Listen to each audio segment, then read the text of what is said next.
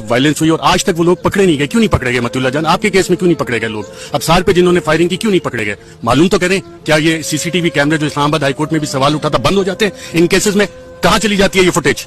आपको नहीं पता?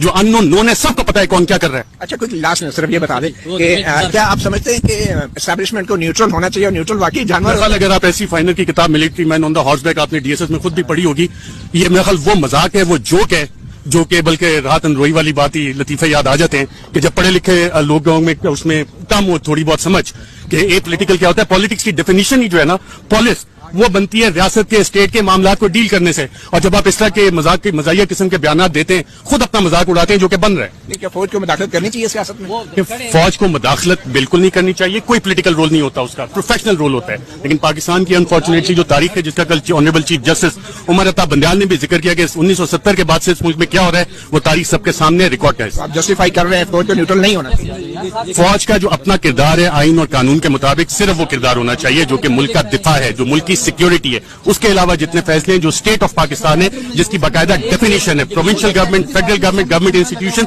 और सबसे बुनियादी उसका जो पीएमएल में पाकिस्तान के शहरी वो बनाते हैं, इस्टेब्लिश करते हैं ये ऑर्डर्स, उन्होंने ये फैसले करने। कोई स्टेट अपने आप को ना समझे कि जी कोई इदारा स्टेट है या कोई शख्स स्टेट है।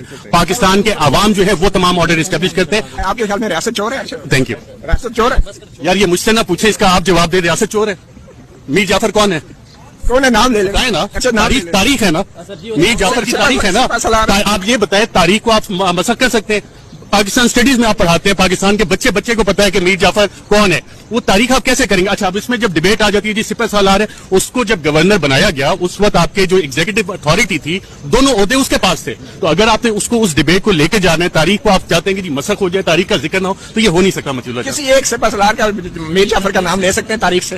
तारीख तो बड़ी भैया, मीर जाफर खुद जो है सिपह सालार और गवर्नर था, दोनों ओहदे उसके पास। तारीख से कोई नाम ले सकते हैं? पाकिस्तान की तारीख में बहुत सारे मीर जाफर हैं और पूरी कौम को पता है कौन कौन मीर जाफर, मीर सादिक का किरदार अदा करता रहे, और आइंदा आने वाले दिनों में ये सारे नाम मजीद भी खुलेंगे। Thank you.